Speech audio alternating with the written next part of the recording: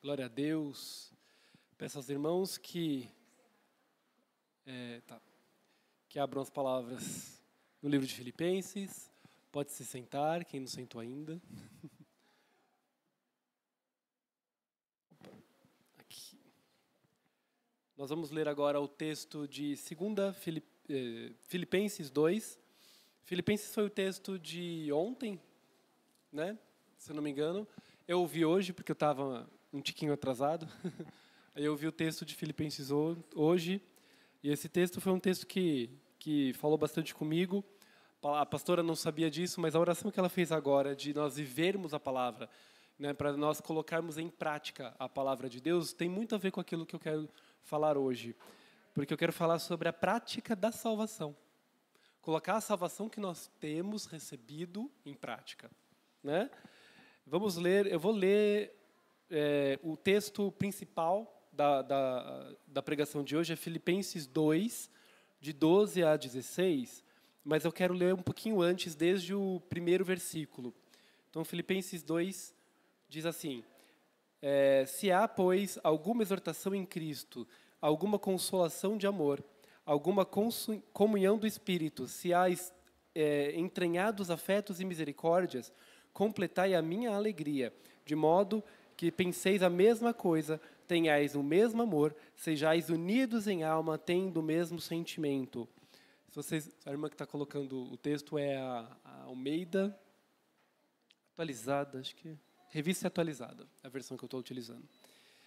Dei uma batida de olho na NVI, nas outras versões, mas essa, né, às vezes a gente gosta do texto mais antigo por conta de algumas palavras que são mais carregadas de sentido, às vezes, né? Aqui, irmãos, o apóstolo Paulo estava falando aos filipenses e ele estava exortando os irmãos ali. Paulo, numa carta bem pastoral, num momento bem de cuidado mesmo de Paulo, ele estava observando alguns problemas lá na igreja de Filipos, né, os filipenses, e ele estava aqui exortando os irmãos em amor, né? E ele estava exortando para que, de modo, penseis a mesma coisa, tenhais o mesmo amor, sejais unidos em alma, tendo o mesmo sentimento. Nada façais por partidarismo ou vanglória, mas por humildade, considerando cada um os outros superiores a si mesmo. Então, ele está falando aqui para que os irmãos que se reuniam ali naquela igreja não fizessem nada por partidarismo ou vanglória. O que é esse partidarismo, né? Não fazer nada por defesa de um partido, por defesa de uma posição ideológica, talvez, né? Partidarismo também tem a ver com divisão. Então, não fazer nada de forma dividida. Ele tinha acabado de falar: sejais unidos em alma, tendo o mesmo sentimento, né? Então, nós podemos ter como lição que nós não devemos fazer nada de forma dividida. Antes, a igreja tem que estar unida em amor, ter um só sentimento. Também não fazer nada por vanglória, né? Nada para ser visto, nada para sua própria glória, né? Nós fazemos para a glória do nosso Deus, mas por humildade, considerando cada um os outros superiores a si mesmo. Então, quem faz humildemente e não busca vanglória, faz por quê? Faz para Deus e faz por amor ao irmão. Está cumprindo, inclusive, os grandes mandamentos do nosso Senhor. Amar a Deus acima de todas as coisas e o próximo como a ti mesmo. Então, fazer as coisas sem vanglória, ou seja, dando a glória de fato a quem é devida a glória. E fazer de forma humilde, considerando o teu próximo superior a você mesmo. E não tenha cada um em vista o que é propriamente seu, senão também cada qual o que é dos outros. Então, aqui também é uma exortação contra o egoísmo, né? Não fazer apenas tendo em vista aquilo que é seu, não buscando apenas a sua satisfação, né? Mas primeiro, cada qual tendo com dos outros, buscando aquilo que é bom para os outros primeiro. Isso tudo foi a introdução de Paulo, né? E aí, então nós percebemos que aqui a igreja de Filipos, ela tinha partidos, ela tinha divisões, né? De repente, algumas pessoas estavam fazendo para ser vistos, para sua própria glória, e também de forma egoísta, né? De repente ganhando algum lucro, ganhando algum reconhecimento, tendo algum benefício próprio. Estes eram os problemas que eram encontrados naquela igreja naquele momento. E para combater isso, né, ele exorta, mas ele também precisa ministrar como fazer. Né? Não é só, para de fazer isso. Faz como então? Faça dessa forma. Aí ele entra num texto muito utilizado, que também tem muitas músicas que a gente canta com esse texto, porque fala para termos como exemplo Jesus. Tende entre vós o mesmo sentimento que houve também em Cristo Jesus, pois ele, subsistindo em forma de Deus, não julgou como usurpação ser igual a Deus. Antes, a si mesmo se esvaziou, assumindo a forma de servo, tornando-se em semelhança de homens e reconhecido em figura humana. Assim mesmo se humilhou, tornando-se obediente até a morte, e morte de cruz.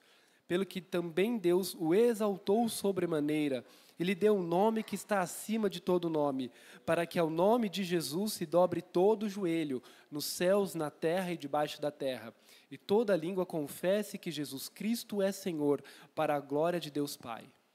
Ele amarra aqui na obra de Cristo, né, como fazer em contrapartida a tudo que ele tinha criticado. Então, primeiro, considerar aos outros superiores a si. Jesus Cristo foi para a morte em favor daqueles que eram pecadores, daqueles que eram culpados pela morte dele. Né? Como a gente gosta de dizer, ele foi para a cruz por aqueles que cuspiram em seu rosto, por aqueles que o ofenderam, por aqueles que o negaram, por aqueles que eram pecadores, aqueles que de forma alguma mereciam glória, de forma alguma mereciam benefício algum, né? Pelo contrário, merecíamos a morte. Nós somos essas pessoas que crucificaram a Cristo. Jesus considerou o nosso interesse superior ao dele. Né? Como ser humano, ele poderia querer muitas coisas. Ele foi tentado por Satanás nas principais necessidades humanas, reconhecimento, alimento, né? Ele foi tentado. E como homem, ele prevaleceu. Né? Como homem, ele resistiu na força de Deus. Mas como homem, ele conseguiu resistir. Como homem, munido da força de Deus, munido da palavra de Deus, da verdade que era ele, estava nele, foi capaz de vencer. Pelo poder de Deus, né? Pelo poder da palavra, ele foi capaz de vencer. Ele venceu como Deus, mas ele também venceu como homem, para nos mostrar que pela palavra é possível vencer o pecado, mas somente pela palavra. Somente por Cristo, que é a nossa palavra. Somente pelo poder de Deus é possível vencer os pecados. Porque Ele abriu esse caminho para nós, por amor de nós, considerando o nosso interesse, não o dele. Considerando que nós éramos importantes. Ele se rebaixou àquilo que era menos importante na humanidade. Né? Um pecador, alguém que foi crucificado, que era uma morte indigna, utilizada para aqueles que eram os piores escórias daquela sociedade, os párias, né? Aqueles que eram considerados os piores eram crucificados, aqueles que era para dar exemplo, né? O que Roma faz com quem é contra ela. Então era um símbolo de humilhação. Ele se fez maldito em nosso lugar. E aí Paulo está dizendo para nós termos em nós o mesmo sentimento de Cristo. Em vez da gente ficar fazendo divisão, por que a gente faz divisão? Por que a gente discute ideias e discute posicionamentos criando divisões? Porque a gente considera o que a gente tem para dizer mais importante. A gente considera nosso posicionamento mais importante, a nossa visão mais importante. Mas Paulo nos exorta a termos o mesmo sentimento de que Cristo teve. A minha visão, eu preciso ter como importante o que o meu irmão sente. Eu preciso ter como importante as necessidades do meu irmão.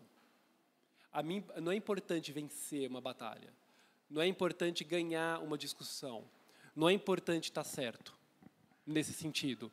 O importante é que o meu irmão tenha suas necessidades satisfeitas. Né? Se a necessidade do meu irmão é de alimento, alimentá-lo é mais importante do que me alimentar. Se a necessidade do meu irmão é uma carona, a necessidade dele é mais importante do que a minha necessidade de chegar em casa mais cedo e descansar. Né? A gente não precisa estar certo. O que é estar certo nessas situações? Não é? Estar certo é ter o mesmo sentimento que teve Cristo, que colocou o outro acima de si mesmo. Né? Ele esvaziou-se de si mesmo. Ele, mesmo sendo Deus, né, outros textos colocam com outras palavras, aqui nesse texto, subsistindo em forma de Deus, mesmo ele sendo de fato Deus, ele não considerou isso de grande valia, ele não considerou isso como o mais importante, né? Porque nas outras religiões, os deuses eram sempre os mais importantes. Nas outras religiões, a humanidade inteira, todas as pessoas tinham que fazer sacrifícios, tinham que fazer tudo por aquele Deus. E Cristo, mesmo sendo Deus, não considerou que ele deveria receber coisas. Pelo contrário, ele queria dar. Ele queria se sacrificar. Em vez de receber sacrifícios, o nosso Deus se sacrificou por nós. Né? Em vez de, embora seja digno de toda honra, de toda glória, ele escolheu se despir dessa glória e, como homem, morrer de forma indigna pelos nossos pecados. É isso que diz aqui. Ou seja, ele não tinha egoísmo algum em seu coração. Ele não tinha o seu amor próprio como algo mais importante. Pelo contrário, o amor por nós, literalmente, o consumiu. O amor pela humanidade, o amor pelos seus filhos, pela criação, o levou a consumar a obra da cruz para morrer, né? Então nós falamos a questão do egoísmo, nós falamos a questão das discussões, não é? E também agora falamos da vanglória também. Apesar de ser Deus, ele se despiu de toda a sua glória para morrer como homem, maldito numa cruz, né? Então nós devemos ter em nós o mesmo sentimento. E aí nós chegamos no texto que é o texto principal, mas acredito que vai ser até mais rápido falar sobre ele depois dessa parte que a gente fala de Cristo, né? Porque olha como é que ele termina ali o versículo 11, e quando ele entra no versículo 12, ele coloca "sim, pois, amados meus". Ou seja, é uma conexão aqui. As nossas Bíblias, elas têm títulos que foram adicionados depois, de forma até, talvez, didática, né? Com os temas. Né? O primeiro trecho estava escrito como exemplo de Cristo na humilhação, esse é segundo a versão que eu tenho, né? E agora esse texto está intitulado como o desenvolvimento da salvação, mas é um texto só, né? Paulo não colocou esses capítulos aqui. Paulo estava falando, temos que ter o mesmo sentimento que Cristo teve, que morreu na cruz por nós, para poder todo aquele que para o que o nome de Jesus se dobre, todo joelho nos céus, na terra e debaixo da terra, e toda língua confesse que Jesus Cristo é o Senhor, para a glória do Deus Pai.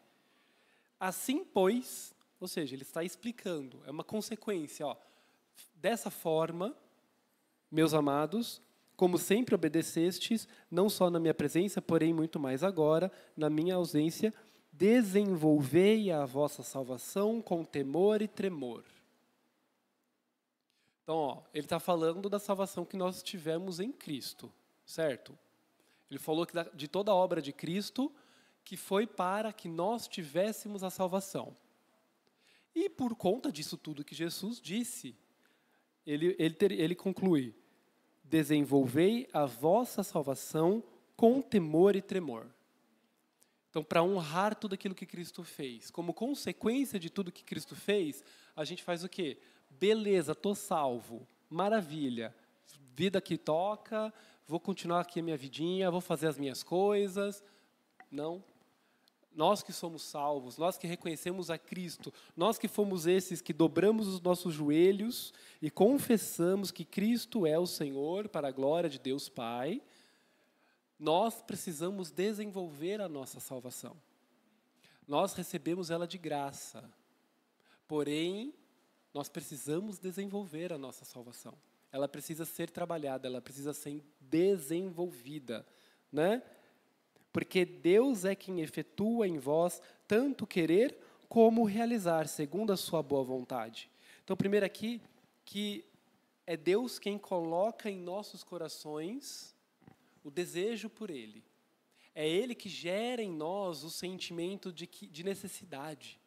É Ele que gera em nós, por meio do Teu Santo Espírito, hoje, pela leitura da palavra, é Ele que gera em nós o desejo por Ele. Porque nós somos pecadores, nós somos depravados, nós não temos, desde a queda, que naturalmente não há desejo por Deus em nós. Nós precisamos dEle. Mas Ele fez tudo isso para que nós pudéssemos nos achegar a Ele. E Ele coloca em nossos corações o desejo. É Ele que ministra aos nossos corações. A palavra diz que é o Santo Espírito que nos convence do pecado e do juízo. Ele nos mostra onde nós estamos errando. Ele nos revela os nossos pecados. E Ele nos convence de que, se não houver salvação, o juízo é certo. E o salário do pecado é a morte. É o Santo Espírito que convence isso. Nós aqui, por meio da exposição da palavra, estamos apenas expondo a Jesus Cristo. Nós estamos expondo o que Cristo nos deixou como orientação, como um guia, né? Deus deixou-nos a Bíblia para que nós pudéssemos acessá-lo, para que nós pudéssemos conhecê-lo, para que por meio da palavra o Espírito Santo possa nos ministrar. Então, quando alguém está aqui na frente ministrando, nós somos apenas um meio, né? Nós estamos pregando a palavra em nome de Jesus, por intermédio do seu Santo Espírito. Mas não é pela minha inteligência ou pela minha oratória que vocês serão convencidos. É por ação do Espírito Santo, né? Porque é Ele quem gera em nós, como diz aqui, tanto o querer como o realizar. Então, Ele coloca em nós o desejo pela salvação. O Santo Espírito faz o seu trabalho, nos convencendo do pecado e do juízo, mas Ele aponta para o caminho. Ele coloca em nossos corações o desejo por Ele. E Ele é quem realiza isso também. É Ele quem efetua a nossa salvação, né? É Ele quem nos salva. Isso é uma ação da parte dEle para conosco. Não há nada que nós possamos fazer para sermos salvos, né? Mas Ele nos deu a salvação. Amém? Nós aqui que cremos no Senhor Jesus Cristo, que Ele é o Filho de Deus, que veio à terra perfeito, sem mácula, sem pecado algum, morreu em nosso lugar, e nós que éramos pecadores e deveríamos receber como salário, como pagamento por este pecado, a morte, não recebemos mais, porque Ele morreu em nosso lugar. Há uma substituição, Ele morreu em nosso lugar. E Ele nos deu a salvação. Não é por obra, não é pelo estudo, não é pelo esforço humano, é pela graça. É de graça. Ele nos deu de forma imerecida, por amor. Ele nos dá e Ele concretiza isso em nossas vidas. É Ele quem realiza em nossas vidas a salvação, né? Dito isso, eu volto mais um pouquinho para o versículo 12. Que Ele desenvolvei a vossa salvação em temor e tremor. Então, a salvação, ela é nossa. Deus nos deu a salvação. Ele nos entregou. Ele nos abriu o caminho e nos concedeu a salvação. E agora nós precisamos desenvolver a salvação com temor, não temor e tremor no sentido de medo, mas no sentido de responsabilidade, no sentido de compreensão mesmo, de quão importante isso é. Porque lembra, o Espírito nos convenceu do pecado e do juízo. Nós sabemos que, se não somos salvos, merecemos a morte. E não só a morte física, mas a morte eterna. Mas uma vez que recebemos a salvação, essa salvação está em nossas mãos. Então nós hoje somos coparticipantes com Cristo. Não porque nós fizemos ou porque nós temos alguma ação para receber isso, mas é porque é nosso papel continuar caminhando com Cristo, continuar desenvolvendo a nossa salvação. Mas, caramba, isso está difícil. Como é que desenvolve a salvação? Vamos lá, 7 passos para desenvolver a salvação, né? Nós não temos 7, mas tem algumas coisinhas aqui que Paulo nos deixa de orientação pelo Espírito Santo. Glória a Deus, porque Ele nos deixou a palavra. Porque como é que desenvolve isso, gente? Parece tão abstrato, não parece algo simples, né? Aí ele começa ali, né? Aí ele chega, vai para o versículo 13 que a gente leu, e aí ele vai para o 14, 15 e 16. Fazei tudo sem murmuração nem contendas, para que vos torneis irrepreensíveis e sinceros, filhos de Deus inculpáveis no meio de uma geração pervertida e corrupta, na qual resplandeceis como luzeiros no mundo, preservando a palavra da vida, para que no dia de Cristo eu me glorie de que não morri em vão, mas nem me esforcei inutilmente. Então, nós temos alguns passos de como desenvolver, não é? Paulo nos deixou essa orientação aqui. Como desenvolvemos a nossa salvação? Sem murmuração. Olha como é prático. Por isso que a oração da pastora veio bem a calhar, foi movida pelo Espírito Santo, porque nós precisamos ter prática daquilo que a gente lê. Ah, maravilha, sou salvo, e agora? Não, eu sou salvo no meu coração, eu senti aqui. Beleza, vou para casa. Calma. Tem como a gente vai desenvolver. A gente precisa manifestar isso. A gente precisa não murmurar. Não ficar reclamando. Porque isso é falta de gratidão. Quem está murmurando, quem está reclamando, é porque não entendeu que foi salvo. Porque, meu irmão, se você devia receber a morte eterna, ir para o inferno, né? Como é que era? Ranger de dentes. Alguma coisa de ranger de dentes. Aflições, esqueci a palavra. Né? Dor, aflições, ranger de dentes. É isso que nos esperava. Só que agora Cristo morreu por nós, e nós conhecemos esta verdade. E por meio dessa verdade nós somos libertos. Libertos da ira de Deus, da condenação ao inferno, de uma eternidade de sofrimento. Se isso não é suficiente para você parar de reclamar agora, é porque ainda a gente não entendeu o que é a salvação na sua plenitude. Mas, está doendo. Nada se compara o que você está sentindo agora com a dor da eternidade do inferno, na ausência do Criador, distante dele. Não, mas meu carro quebrou e eu tive que pagar R$5.000. Glória a Deus. Glória a Deus, porque eu tive como fazer isso. Primeiro porque eu tenho carro, porque eu tenho 13º, desculpa os irmãos que são de PJ, né? Aquela coisa, não pode falar porque eu vou ofender os irmãos que são PJ.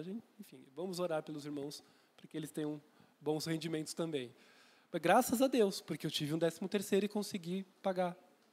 Mas olha como o nosso coração ele é pego rapidamente em murmurações.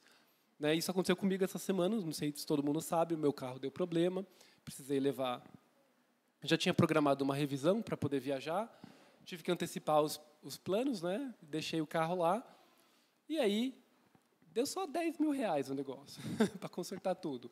Não pude fazer tudo, tirei a parte que era menos crucial, e aí paguei. Paguei com aquela dorzinha no coração, mas paguei. Aí, no caminho para sair, eu passei em frente a um Creta. Vocês já viram o tal do carro Creta, da Hyundai? É lindo. Com painel todo bege, assim, todo bancos de couro. É um carro que eu eu estava olhando ele há um tempo já, está bonito. Eu falei, Jesus, eu estou aqui com dificuldade de pagar o conserto do HB20. E olhando ali um Creta, né, custa só R$180.000. Básico, né? Eu olhei Deus, quem sabe um dia, né? Mas sabe como a murmuração estava ali na ponta da língua, tipo, e eu aqui, tentando me esforçar para pagar o raio do HB20, que eu estou olhando para um Creta. Das duas, uma, ou eu ia ficar ingrato, ou eu ia me sentir um tonto, né? Nunca vou conseguir nada. Aí eu saí da porta da concessionária ali e vi o meu carrinho ali na ponta, eu falei, glória a Deus, porque eu tenho o meu carrinho, glória a Deus, porque eu tive um 13º para pagar a conta. Glória a Deus por isso. Nosso carro já deu alguns problemas. Toda vez que dá alguma coisa, os colegas da faculdade, mas Marcel, esse carro é amaldiçoado, esse carro é isso, esse carro, imagina, você tem que se livrar dessa coisa aí, dessa encrenca, tem que levar para benzer, né? Na hora eu já desconverso, eu falo, não deixe você falar isso no meu carro é uma bênção. Há 1 ano e meio ele me leva e me traz no meu trabalho, né? Tem servido aos meus irmãos na sua necessidade, tenho dado caroninhas, empresto, viajei com ele, é uma bênção, sim. Não vou deixar a murmuração entrar no meu coração. Não vou reclamar contra aquilo que Deus me deu com tanta benevolência, que Deus me deu com tanto amor. Eu me sentia muito amado andando de ônibus. Eu era grato a Deus andando de ônibus, pelo meu emprego, pela minha vida, e Ele me oportunizou um carro. Maravilha! A gente consegue reclamar até daquilo que nos é bênção. Murmuração não é uma coisa pequena. Olha que interessante, quando Paulo fala que nós recebemos a salvação e agora temos por responsabilidade continuar a desenvolvê-la, a primeira coisa que ele cita é não murmurar. Isso não é uma coisa pequena. As pessoas às vezes se juntam para ficar fazendo isso.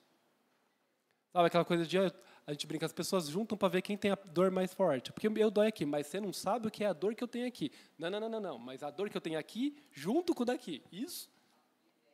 Papo de velho, né? Eu tenho 36, mas eu também tenho as minhas dores, né?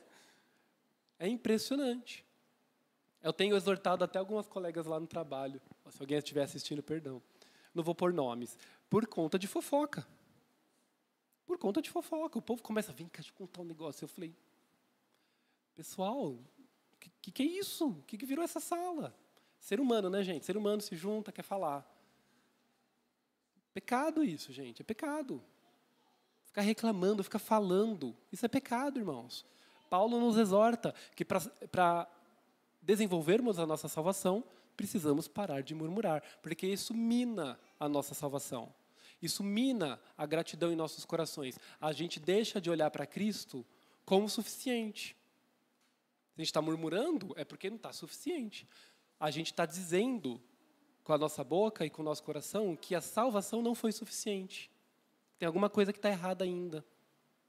Que tudo que Cristo fez não foi suficiente. Olha a raiz do mal aí, se fortalecendo.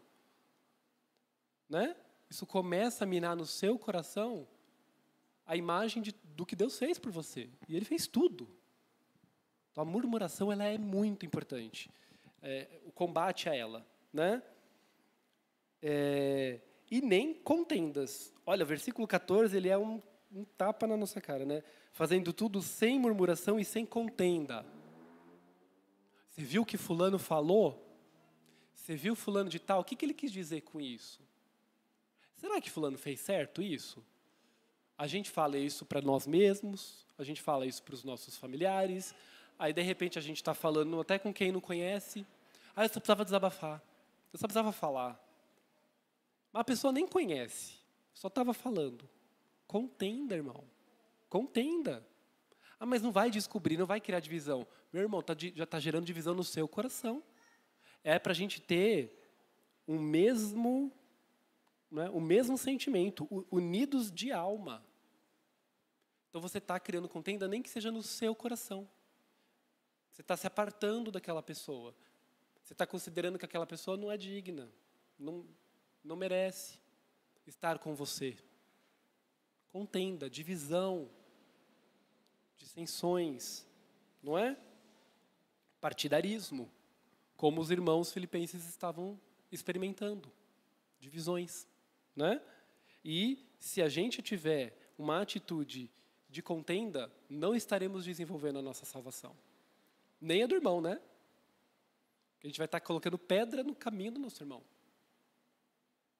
Então, não fazer nada com murmuração, nem com contenda. Olha que coisa. Porque se os filipenses estavam fazendo dentro da igreja, estavam dentro do ministério, fazendo com contenda, fazendo com partidarismo, o que Paulo está dizendo é diretamente relacionado a isso. Ou seja, estamos nós trabalhando na casa de Deus com murmuração e com contenda. É isso que ele está apontando. que a igreja tem servido ao Senhor, tem ministrado a ceia, a igreja tem ministrado doações em murmuração e contenda. Estou dando, né? Mas vai faltar lá em casa, né? Eu estou aqui, né? Mas fulano não está, né? Está sempre a mesma pessoa aqui trabalhando. Mas fulano não está. Irmão, cala. Aquieta o teu coração. Tenha em você o mesmo sentimento de Cristo. Isso é contenda. E você não está desenvolvendo a sua salvação. Para que torneis irrepreensíveis e sinceros. O termo sincero, irmão, ele começou a ser utilizado, vem de um termo em grego, né, que era utilizado para pureza, para sem mistura, né, uma coisa que é pura, uma coisa que é inteira, né? E a sincera veio de sincera, pelo menos uma das origens da palavra que eu encontrei. Porque antigamente as pessoas colocavam azeite e outros líquidos em vasos de barro, e se esses vasos tivessem ranhuras, tivessem defeitos, aquele líquido ia escorrer. Então eles passavam cera, porque a cera ela isola o líquido, né? E não permite que o líquido saia. Só que depois de um tempo, você passa, por exemplo, você pega aquele vaso cheio de azeite e vai numa caravana no deserto, estamos falando dos tempos bíblicos. O sol vai bater ali, vai esquentar, a cera derrete. E aí você perde o líquido que está lá dentro, o azeite escorre. Então, sem cera é a origem da palavra sincera. Eles falavam, eu quero no pote, mas um pote sem cera. Um pote inteiro de verdade, íntegro, sem defeito. Isso está na origem da palavra sincero. Então, quando ele está falando aqui para a gente ter nos tornemos irrepreensíveis e sinceros, é sem mistura, sem tentar esconder um defeito, mas íntegro de verdade. Porque aquele que não é íntegro perde o azeite, perde a unção, não desenvolve a sua salvação. Né? Filhos de Deus inculpáveis no meio de uma geração pervertida e corrupta, na qual resplandeceis como luzeiros no mundo. Então nós sabemos que é difícil, irmãos. Nós estamos no meio de uma geração corrupta, no meio de uma geração que é difícil segurar algumas coisas. Está todo mundo fofocando. A nossa curiosidade quer saber o que está acontecendo, quer conhecer ali as últimas novidades. A gente se inflama, a gente estava discutindo isso também na faculdade, como nós temos um comportamento de manada, né?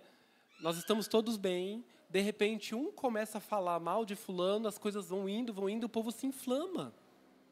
Às vezes a pessoa está falando e ela nem pensa tudo aquilo. É isso mesmo, ela nem sabe o que está falando, gente. Porque o nosso comportamento, nós queremos pertencer ao grupo. E a gente é muito facilmente inflamável. A gente pega fogo rapidinho. É só ter uma faísca. É só alguém soltar uma bomba e pum. Todo mundo começa a falar mal daquilo. Todo mundo começa a reclamar. Gente, eu trabalho num grupo, num local que tem muitas pessoas, mas acho que não é só eu que passo por isso, né? O povo consegue fazer isso até mesmo virtualmente. Eu trabalho online, né? Não tem problema. Pega uma reunião sem o chefe para você ver o que acontece. Gente, o povo começa a reclamar, a murmurar, não é?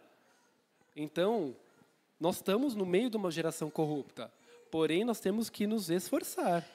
Nós temos que ser inculpáveis no meio dessa geração pervertida e corrupta, na qual, e mais do que isso, o qual resplandecemos como luzeiros no mundo. Luzeiros, meu irmão, é a palavra que, inclusive, aqui esse texto, o original é em grego, é a mesma palavra que foi utilizada no grego para quando Deus criou o mundo e colocou sabe quando o Almeida coloca lá os lumiares, o sol, a lua, né? A palavra utilizada no grego é luzeiros, é a mesma palavra que é utilizada aqui. É para trazer luz para as situações, é para trazer luz onde há trevas. Então, se estamos no meio de uma geração corrupta, nós temos que ser luzeiros. Nós temos que trazer luz. Não, gente, isso está errado. Porque isso está errado. Isso é um pecado. Isso nos desonra. e desonra a Deus. Nós precisamos trazer luz e não participar das trevas. Nós somos como luzeiros, nós temos que ser esses luzeiros, preservando a palavra da vida, para que no dia de Cristo ele fala, eu me glorie de que não corri em vão, nem me esforcei inutilmente. Porque todo o esforço de Paulo era para ajudar os irmãos a aperfeiçoar a salvação. Cristo fez a obra da salvação, e o irmão ali, em amor, como pastor, estava auxiliando os irmãos na caminhada do aperfeiçoamento da salvação. Então, eu quero que no dia de Cristo, dia que Cristo voltar, eu veja que tudo que eu fiz não foi em vão. Que todo esse esforço feito realmente gerou em vocês vida. Em outras palavras, Paulo está falando, não me faz passar vergonha no dia do Senhor. Se no dia do Senhor você não tiver salvo, não me faz passar por isso. Não quero nem ver um negócio desse. É pai, gente. Paulo era um paizão. Em amor, um pastor. Não me faz passar uma vergonha dessa. Né? Fazer tudo o que eu fiz foi em vão. Né? Então, nós, irmãos, temos que nos esforçar. Não é fácil, nós somos tentados, mas não é impossível, Cristo fez. E nós temos que ter em nós o mesmo sentimento. Eu entendo que quando Paulo trouxe esse exemplo de Cristo para poder chegar nessa exortação mais pesada, ele fala que Cristo se esvaziou, assumindo a forma de servo, tornando-se em semelhança de homens e reconhecido em figura humana, a si mesmo se humilhou, tornando-se obediente até a morte de cruz. Ele está dizendo qual é o caminho. Como que a gente aperfeiçoa a nossa salvação? Tendo esse mesmo sentimento de Cristo, considerando os outros superiores a nós, não termos vanglória, nos humilharmos, sermos humildes como Cristo fez, passando por toda a humilhação que for necessário passar. Esse é o caminho. Mas se ele parasse aqui, seria muito pesado. Mas ele não para, ele diz, pelo que também Deus o exaltou sobremaneira, e lhe deu o nome que está acima de todo nome.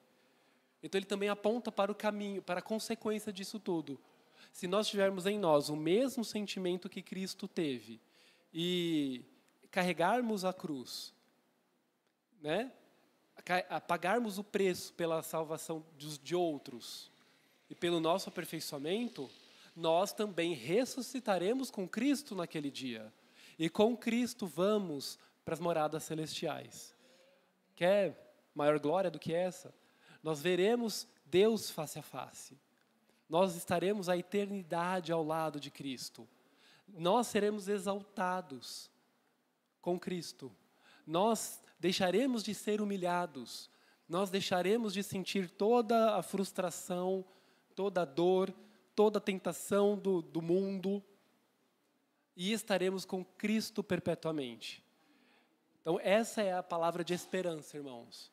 Vale a pena insistir, vale a pena ser fiel e trabalhar no aperfeiçoamento da nossa salvação e na salvação dos nossos irmãos. Porque aquele que subsistir, aquele que resistir até o fim, ganhará a coroa da vida, irmãos. Receberá de Deus a coroa da vida. Amém?